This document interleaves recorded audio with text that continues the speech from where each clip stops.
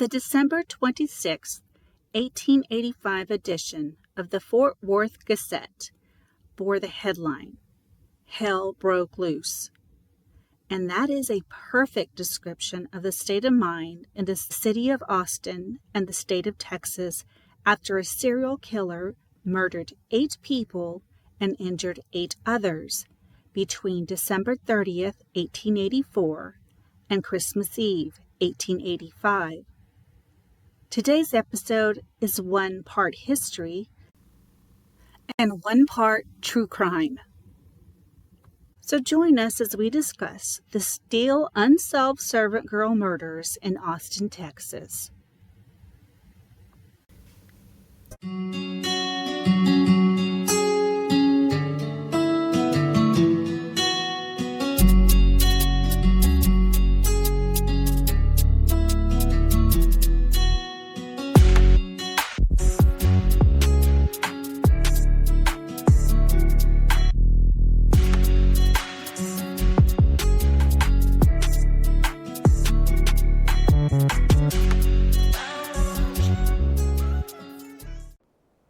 Hello, and welcome to Box in the Basement podcast. I'm your host, Arlene. And I'm Leah. In the last 50 years, the U.S. has had nearly 1 million homicides, and since then, over 250,000 cases sit in a box in a basement where all hopes for justice go to die. In 1996, someone shot my uncle Leon Laurelis, changing my life forever and leaving a devastating hole in my heart, and his case remains unsolved. Join me and my wife, Leah, as we shed light on these forgotten victims, their life, the loved ones they left behind, the evidence, and the theories of who committed these crimes, leaving communities in fear and leaving families without answers. Support our effort to change the justice system through the Homicide Families Victims' Rights Act, as we hope to make a difference with our audience as we remember the victims and demand justice. In 1996, my world was shattered when my uncle Leon Laurelis was shot execution-style in a small town in Texas. To this day, his murder remains unsolved, and the pain of that injustice continues to haunt me, my family, and Leon's friends and co-workers. Here at Box in the Basement, we want to shed light on the overwhelming number of unsolved murders and disappearances here in Texas and beyond. We want to bring awareness to the lesser-known cases that got little to no attention, in hopes that someone listening will come forward with any information, because we strongly believe all lives matter. Ultimately, we want to get justice for Leon and for all the victims whose cases are sitting, collecting dust in a box in a basement. Please note that this episode contains depictions of violence that some people may find disturbing. Listener discretion is advised. Please like and follow our pages on all social media platforms for Box in the Basement Podcast and Justice for Leon Laurelis. And now you can also find us on YouTube.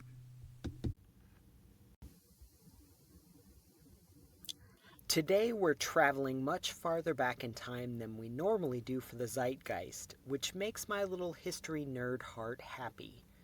Grover Cleveland was inaugurated as the 22nd President of the United States in 1885. King Leopold II of Belgium claimed the Congo Free State as his own personal colony.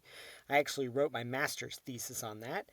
And the Sino-French War came to an end. The Washington Monument was dedicated in Washington, D.C. The Statue of Liberty arrived in the U.S. Construction began on the Eiffel Tower. AT&T was established. Yes, that AT&T in 1885. Gottlieb Daimler patented the first motorcycle. Carl Benz patented the first automobile. The first skyscraper was built in Chicago, and Louis Pasteur and Emily Roux successfully tested the rabies vaccine. Sticking with the themes we typically cover in this section, The Chicago White Stockings and the St. Louis Browns tied in the 1885 World Series. I believe it was called the World's Championship at that point. The first international soccer match played between teams outside of Great Britain occurred, with Canada beating the US 1-0.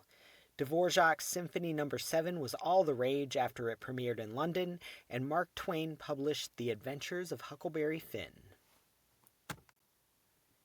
We've talked about Austin in previous episodes, so we're going to focus specifically on what the city was like at the end of the 19th century. Texas's capital was in 6 different cities before it settled in Austin in 1839. And Austin was built specifically to be the permanent capital city. With a few speed bumps caused by political turmoil and violence, Austin grew steadily over the next few decades until the outbreak of Civil War. Texas was a slave state, so it joined the Confederacy, but Travis County, Austin's location, voted against secession. Like other cities in Texas, Austin was essentially cut off from its supply chain during the war, and its population of young military-age men was depleted. Things got so bad in Austin by 1865, food shortages and poverty had resulted in widespread civil unrest, that the governor actually fled to Mexico in fear of his life. Union troops occupied the city after the war, and the population then boomed. And this included a huge number of Black Americans moving from other parts of the country. Suddenly, Austin became less of a Wild West town and more of a serious financial and educational hub, with railways and businesses putting down roots, and the University of Texas opening its doors in 1881. In 1885, Austin was a burgeoning trade center with a population of about 12,000 to 13,000 people. The families that were more well-off employed housekeepers, nannies, and other household staff. The women were known as servant girls, which is how the name Servant Girl Annihilator came to be. The FBI defines a serial killer as someone who unlawfully kills 2 or more victims in separate events. The term serial killer wasn't coined until the 1930s and wasn't part of the popular lexicon until the FBI's Robert Ressler started using it while working in the agency's behavioral science unit. That doesn't mean the serial killers didn't exist, however. Humans have been violent and awful since the beginning. The earliest recorded instance of an alleged serial killer we've uncovered is that of a Chinese prince in the 2nd century BCE, who would take a gang of criminals and go on killing sprees for fun. In the United States, the first recorded serial killers are thought to be the Harp brothers, who were active from 1797 to 1799. Then you had the Bloody Benders in Kansas in the 1870s. I actually work with a guy who's a relative of the Benders. And then you have the Servant Girl Annihilator, who terrorized Austin between 1884 and 1885. If you're wondering about H.H. Holmes, he wasn't active until a few years later in 1891. Our story begins on December 30th, 1884, when a man named Tom Clammers was roused from sleep by frantic pounding on the front door. Tom was staying at the home of his brother-in-law, William Hall, at 901 West Pecan Street, which is known as 6th Street today. And he happened to be the only person in the house on that fateful winter's night. Tom opened the door and saw a man barefoot and covered in blood, standing in torn pajamas on the front stoop. The man was Walter Spencer, a 30-year-old black laborer who lived in servants' quarters on the property with his 23-year-old girlfriend, Molly Smith, where she was employed as a cook and housekeeper. When Tom opened the door, Walter told a harrowing tale.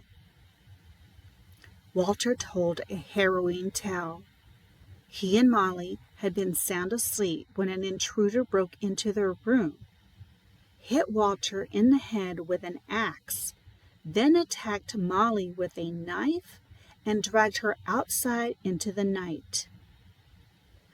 Tom Chalmers was ultimately unmoved by Walter's flight, however. The Civil War had been over for almost 2 decades, but racism was still rampant in the United States. And Tom was not about to inconvenience himself by plodding around in the cold looking for a missing black woman. He asked Walter to leave, told him to get patched up, and he went back to bed. So, just to be clear, this man, Tom Chalmers, was staying in his family's home where Molly was employed. Her partner bangs on the door in the middle of the night with a gaping head wound and torn clothing, and this Tom douchebag couldn't be bothered to help find his own family's employee or assist the bleeding man on his doorstep.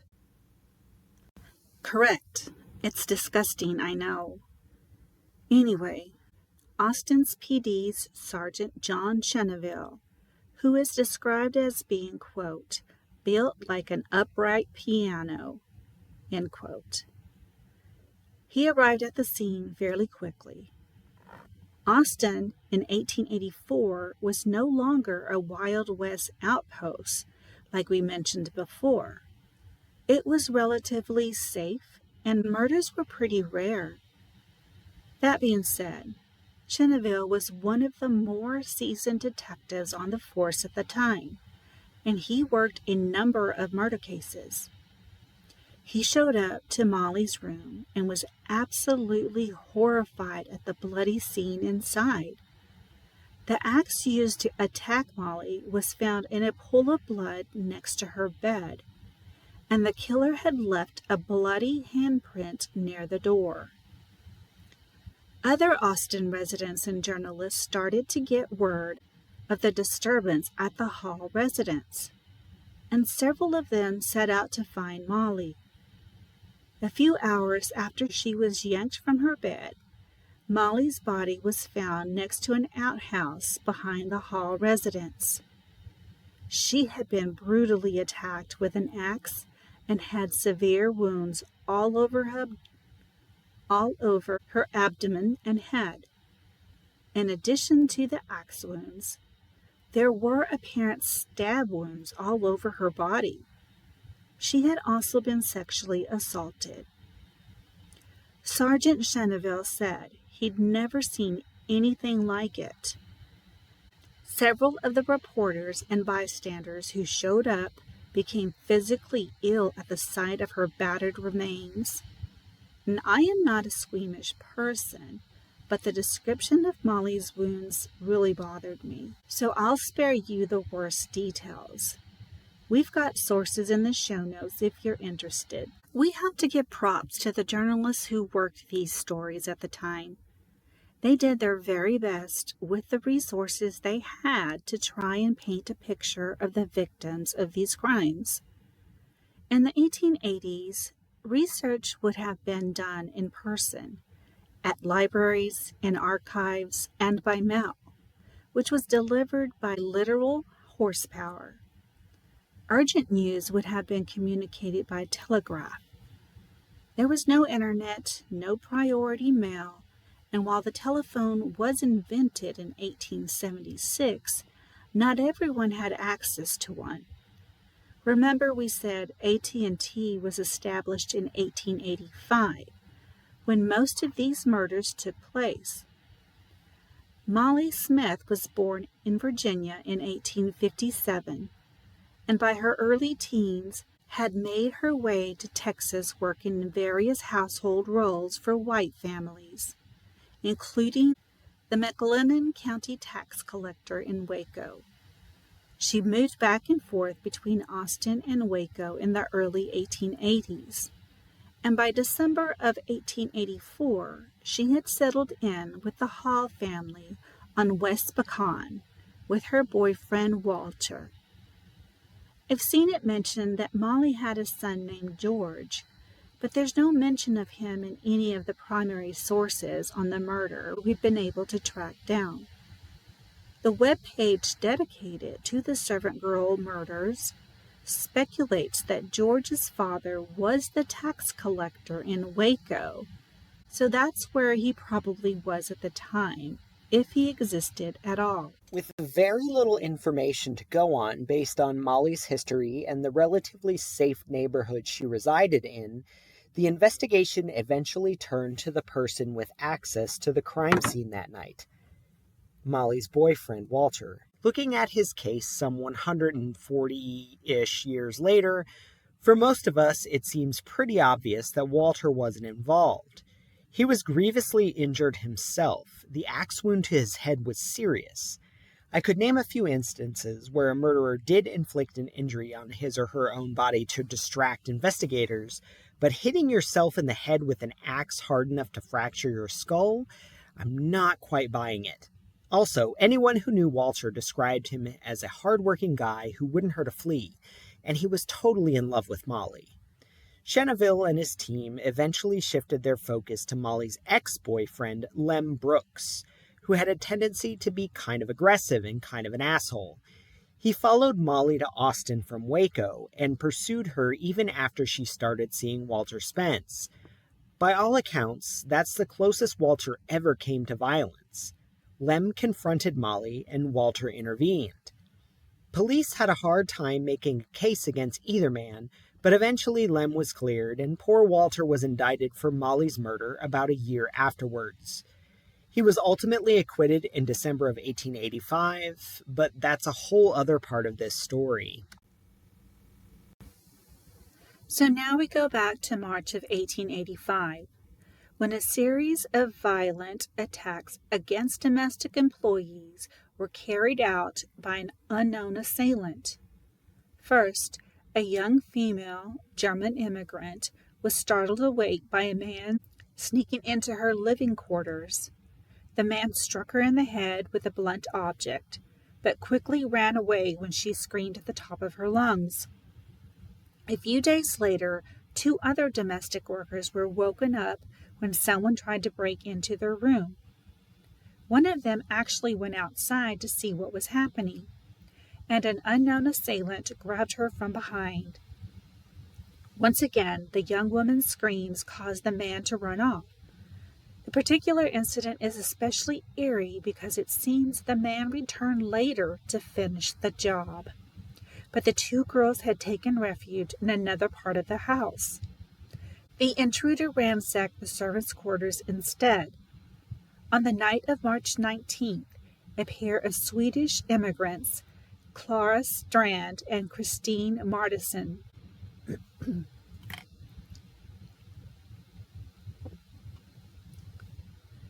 who worked as housekeepers for local families, were attacked in their quarters. But this time, the attacker brought a gun.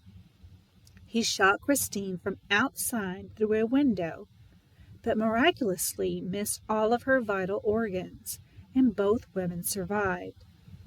The gunshot and commotion alerted the homeowner, who rushed outside, but the attacker avoided capture once again.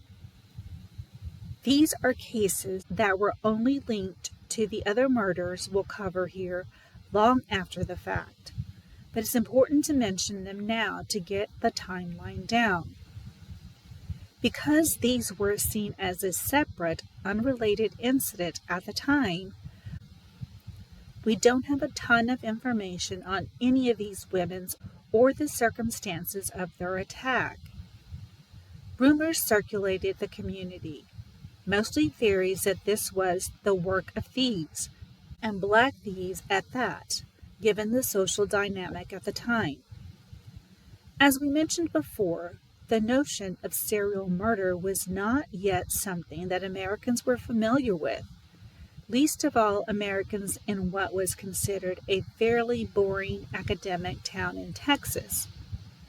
None of the women who survived these attacks could give a good description of the assailant. Some parts of Austin had electricity by 1885, but it was mostly for residences and businesses. The first streetlights didn't appear until 10 years later, so it was likely simply too dark for these women to get a good look at their attacker. It wouldn't be long until he struck again, this time far more violently. Unfortunately, despite the hard work done by newspapermen at the time and modern researchers today, we don't know much about the next victim of the alleged Austin Servant Girl Annihilator, Eliza Shelley. Eliza was a black woman born in Texas in 1857. According to census data, and by 1880, she was living in McLennan County, was married, had 3 children, and she'd been working as a cook for the family of Dr. Lucian Johnson, a former state legislator for several years by the time of her murder.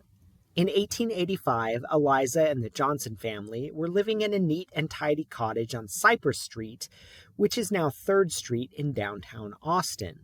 Eliza's husband Ike was serving a 6-year stretch in Huntsville at this point, which is why he wasn't living with his family. He was in prison. On the night of May 7, 1885, someone entered the small cabin on the Johnson property where Eliza and her children were sleeping and attacked her with an axe. Eliza's 8-year-old son later told police that a man had entered the cabin, pulled him off the bed he was sharing with his mother, and told him to be quiet. The man then proceeded to hit Eliza with an axe so brutally he nearly cut her skull in 2.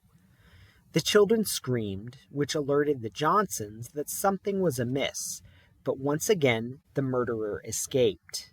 Investigators noted that while the fatal blow to Eliza was undoubtedly the axe strike to her head, she had also been attacked with a second weapon, probably a knife or something similar, and her skull had been impaled by a metal rod. This time, perhaps, having learned from previous mistakes, none of the murder weapons were found at the scene. It was at this time that the American short story writer O. Henry, whose real name was William Sidney Porter, was living in Austin at the time, coined the term the Servant Girl Annihilator. Though it's important to note that the newspapers at the time referred to these killings as the Austin Axe Murders. Porter's term wasn't used in popular culture until decades after the fact. As with Molly Smith's murder, investigators ran into a brick wall fairly quickly. Forensic science was in its infancy at this point. You had toxicology as a fairly well-established field at this time, you had doctors beginning to do autopsies more frequently, and you had an early form of biometric analysis. Fingerprinting was just starting to make an appearance, and some law enforcement agencies used photography microscopy in their investigations. But trace evidence examination was rudimentary, and we were a century away from DNA. In this case, the only evidence left behind was a trail of bloody, shoeless footprints and the eyewitness testimony of 3 traumatized children. It was at this point in time that the general public began to question the rumors that this was the work of thieves. For one thing, the attacks were incredibly violent. Today, we'd call what happened to Eliza Shelley overkill. Hit with an axe, stabbed with a sharp object, and impaled with a rod. That wasn't something normally seen with robbery cases. Eliza's employer also made a good point to investigators and the press. If it was thieves, they'd be targeting houses and businesses, not servants' quarters. These people barely made enough to get by. They certainly didn't have much personal property that might be attractive to thieves. The police had other ideas, however, and they pursued the thief theory, at least for a few more weeks, until a third member until a third murder victim turned up. 38-year-old Irene Cross was a widowed black woman who worked as a cook in the house of Robert Wireman, a local shoemaker. She was born in Mississippi in 1847, but she and her late husband ended up in Austin with their young son Washington by 1870. In May of 1885, Irene was living in a small apartment on the property of a woman only known to us as Miss Whitman, with her now adult son and her teenage nephew Douglas. This property was on Linden Street, which is now 17th Street. Irene's attacker didn't use an axe this time. He came after her with a knife, injuring her right arm so severely it was nearly amputated from her body. She'd been stabbed in the head so viciously it appeared she'd been scalped. Irene lived for several days after the attack, but she was unable to speak or otherwise provide any useful information.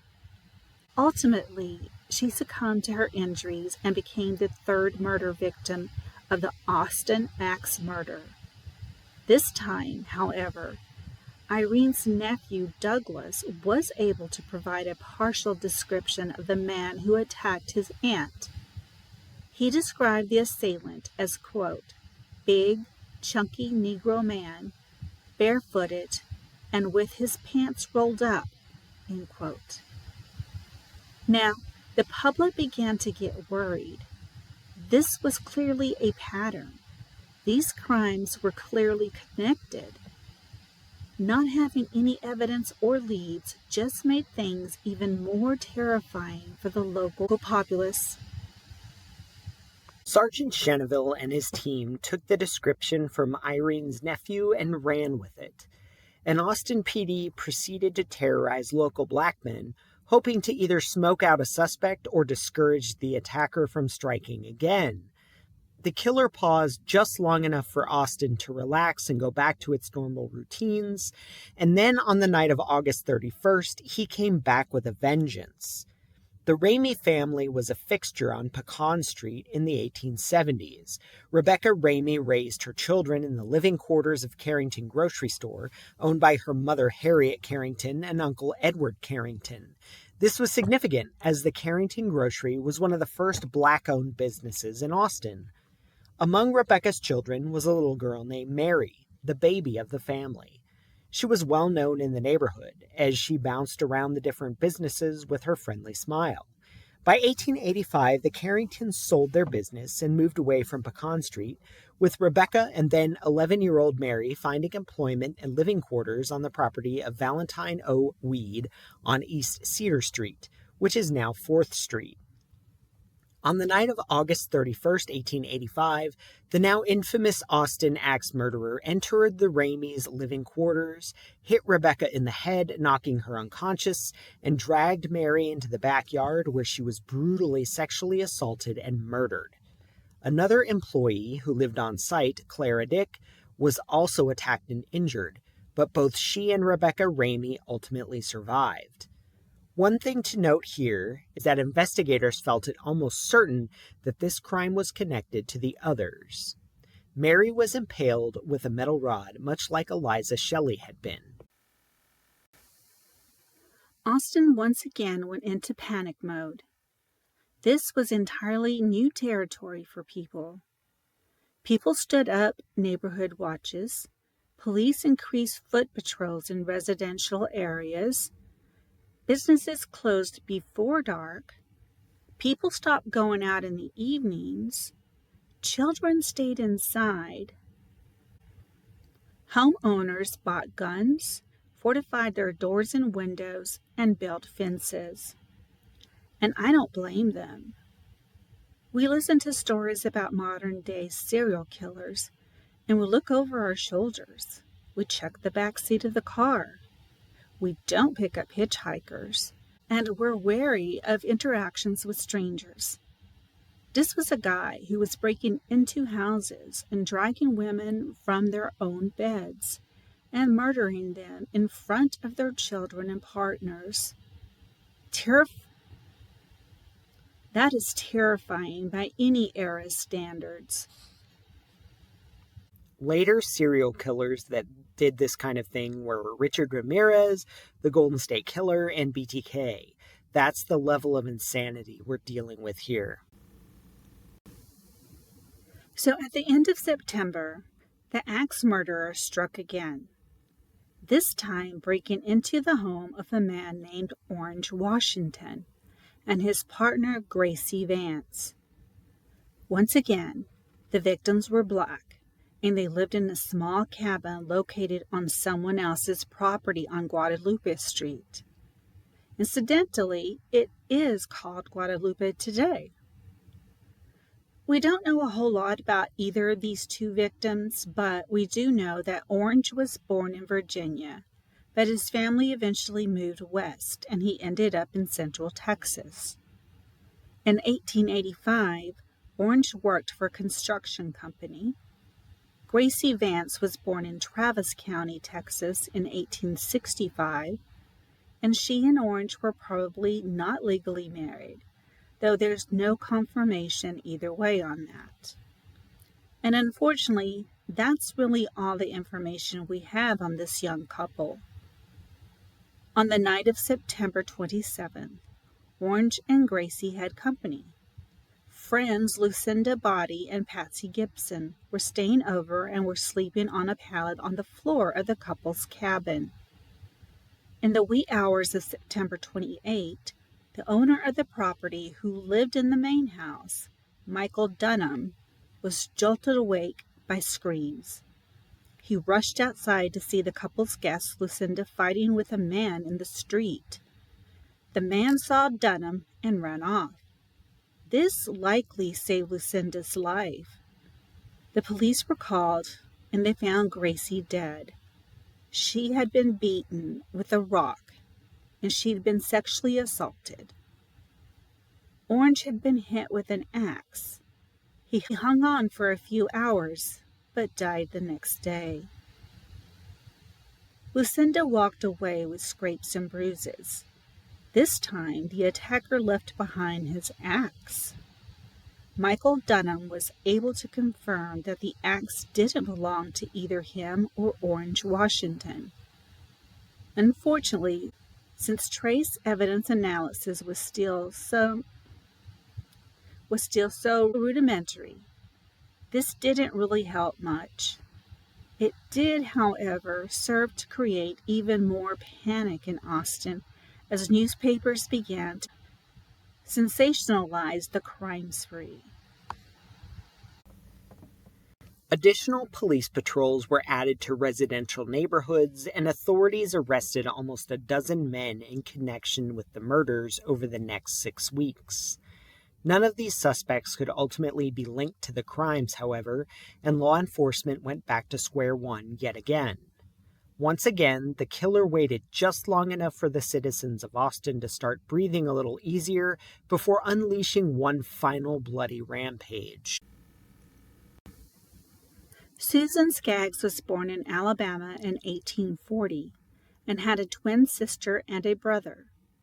She married a Civil War veteran, a North Carolina native named Moses Hancock, and the pair ended up in Central Texas, where Moses worked as a carpenter and Susan raised their children. The Hancock family moved several times, from Brenham to Waco, Waco to San Antonio, and then eventually to Austin in early 1885. As we discussed earlier, Austin was a growing city. There would likely have been plenty of work for an experienced carpenter like Moses. The couple bought a home on Water Street, which is now known as Cesar Chavez, and they went about building their lives in this new town. Just to give you some idea of how much things have changed in Austin since 1885, the Four Seasons Austin sits on the property where the Hancock home used to be. That area right down by the Colorado River is all hotels and restaurants and businesses now. It's right in the heart of downtown. It's just a few minutes' walk from the Fairmont Hotel on Red River, which is where CrimeCon was in 2021. All of these sites are a stone's throw from that site. On the night of Christmas Eve, 1885, Moses Hancock woke up with a strange, uneasy feeling. I can relate because I do this quite often myself. I'll wake up and just know something is wrong. I can't really tell you any specifics. It's just this feeling of impending doom.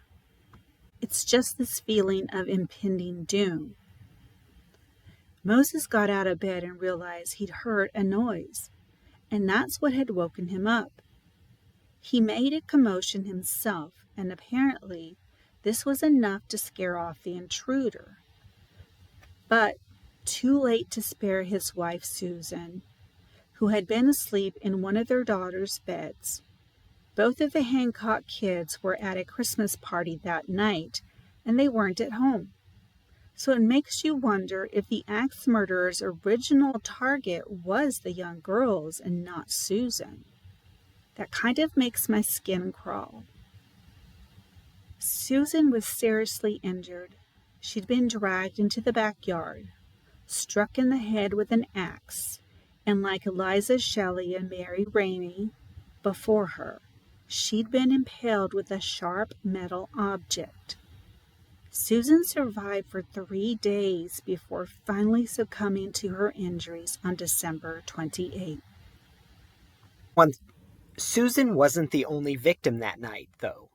An hour later on Hickory Street, or the corner of 8th Street and Lavaca today, which was exactly a mile from the Hancock home, Eula Phillips was found dead in an alley behind the home she shared with her husband Jimmy, their son, and Jimmy's parents. Jimmy, who was in bed when the attack happened, sustained a serious head wound, but their 18-month-old son was unharmed. The family followed a trail of blood out of the bedroom and discovered Eula nude outside. She'd been hit in the head with an axe and then pinned down by heavy pieces of wood, ostensibly so the assailant could sexually assault her. Eula was a native of Travis County. Her parents separated when she was a teenager, and her mother died of typhoid in 1882. Eula, who was only 14 at the time, married 21-year-old James Phillips Jr. just a couple months later, and they moved into his parents' home. They quickly had a baby boy named Thomas, and then the couple moved out to a farm in Williamson County that had offered Jimmy work. There were some major family scandals that happened during this time that prompted the couple to move back to Austin with Jimmy's parents. And the marriage was teetering on the edge of disaster. Eula left Jimmy for another man in November of 1885. They both had their faults. Eula was young, very young, and she was miserable. And Jimmy was lazy and usually drunk. In early December of 1885, Jimmy suddenly decided to get his shit together. He got a job, and he convinced Eula to come back home. On the night of her murder, Eula had snuck out of the house, more than likely to meet up with another man at a no-tell-motel, where she was a regular. There weren't any rooms available that night, however, and Eula went back home, where she was killed less than an hour later. These final 2 murders were different from the previous attacks.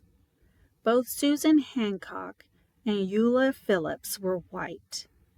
Apparently, Susan Hancock was even somewhat of a society lady. The newspapers described her as being, quote-unquote, refined. The neighborhood where Eula Phillips lived was one of the wealthier parts of town. The other thing that differentiated these attacks from the earlier ones is that each woman's husband was almost immediately targeted as a serious suspect. Both were arrested, and one was eventually convicted. Now, I know Molly Smith's boyfriend Walter was arrested and tried for murder, But honestly, I think that was an act of desperation. Jimmy Phillips, who was 23 at the time of his wife's murder, was arrested in January of 1886, and 50-year-old Moses Hancock was arrested just a few weeks later. Immediately, the media was skeptical. This was too much of a coincidence. You had an axe murderer running rampant in Austin for a year. And suddenly, two different men are arrested for murders that happened on the same night in the same neighborhood at almost the same time.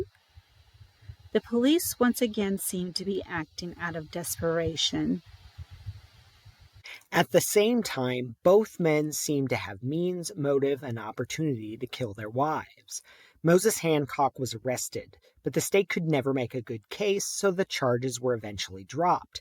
Susan's brother was sure Moses was involved somehow, and he hired private detectives and threw his weight around Austin until Moses was arrested again and taken to trial. Moses Hancock was a mean drunk, and according to Susan's brother, Moses was both physically and verbally abusive. He said as much on the stand during Moses's trial. Susan's sister, on the other hand, downplayed these claims, however, saying that he just said mean things when he'd been drinking. The couple's oldest daughter seemed to confirm the latter, saying that he'd never laid a hand on any of them. That being said, Susan apparently had considered leaving Moses at one time. A letter Susan had written was produced as evidence in court, and the letter basically said that his drinking was out of control and she was moving to Waco. She never followed through, but Moses held on to that letter. The district attorney's story was that Moses went out drinking on the night of December 24th and then came home and murdered his wife in a drunken rage. It was thin, and there was essentially no evidence. Moses's trial ended in a hung jury, and the prosecutor never bothered to try him again. He lived to a ripe old age, drinking whiskey and verbally abusing people around him. Eula's husband Jimmy also tended to be drunk more often than not, and there were reports of him being physically and verbally abusive. He was good-looking, charming, and a musician, but once he got a few drinks in him, the anger got out of control. Jimmy's own sister recalled times where Jimmy would get so enraged that she and Eula would flee the family home and hide. So Jimmy's alcohol abuse and uncontrollable rage didn't do him any favors to begin with. And then you have to add in Eula's own choices. Now, don't think I'm criticizing or blaming her. She was a literal child who was seemingly forced into a marriage with a grown man after her mother died. It was a recipe for disaster. She was miserable, and she was married to an a-hole. She was young, and older men took advantage of her, which further enraged Jimmy. As a result, despite the lack of physical evidence and the fact that Jimmy himself was seriously injured during the murder of his wife, he was arrested, charged, and convicted of Eula's murder. The DA essentially made it a case of a jealous and violent husband who became unhinged when his wife stepped out on him one final time. The jury bought it, and Jimmy went to prison. His conviction was overturned on appeal, however, when the court decided that Eula's infidelity was inadmissible. Jimmy went on to live a relatively quiet life after this ordeal, eventually getting remarried and having 4 more children. And that was the end of the Austin axe murders. They stopped as abruptly as they had started just a year prior.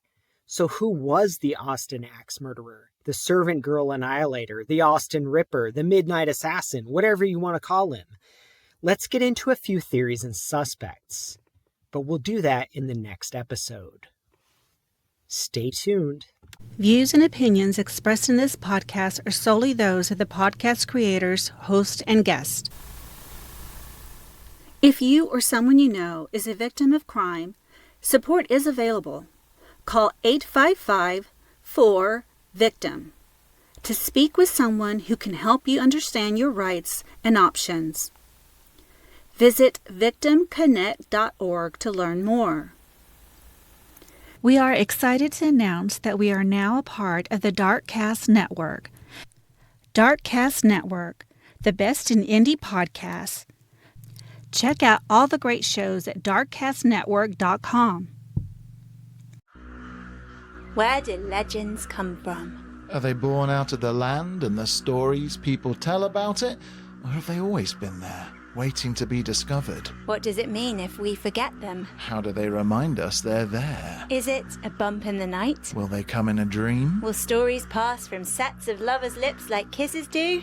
I'm Eleanor. I'm Martin. And we are a real-life married couple and the creators and hosts of Three Ravens, an independent myth and folklore podcast all about folklore, folkways, and the power of stories. For a little over 2 years, we've been releasing weekly episodes about England's 39 historic counties, exploring the history, folklore, traditional foods and customs of each area, and chatting about their ghosts and mermaids, mythical monsters, half-forgotten heroes, bloody legends, and much, much more. Along the way, we've released whole 13-episode bonus series about cryptids and mythical creatures, interviews with authors, storytellers, and local experts from each county, heritage crafts dying out as society changes, the history of magical practices, folk songs, folkloric true crimes, and the most famous witches and wizards ever to have lived. We've retold over 100 stories for Three Ravens. Most episodes are standalone, but if you want to adventure with us, we have over 350 in the back catalogue for you to listen to right now, wherever you get your podcasts, and even more through our Patreon. Right now, we're preparing to launch our 7th series, which will be all about the myths and legends of the 13 historic counties of Wales. Before next year, we turn our focus to the 13 original states of the American Union. Our first book was also just published in hardback, Three Ravens Folktales, and we're touring all over the UK, so come and see us live if you can. You can learn all about us on our website, threeravenspodcast.com, or just search Three Ravens Podcast on your chosen podcast app. Ranked as one of the top 50 all-time English podcasts, the number 5 top witchy podcast, and the number 6 all-time top short story podcast on the whole internet, according to Good Pods, come gather round the Three Ravens campfire and listen in. And remember, don't whistle till you're out of the woods.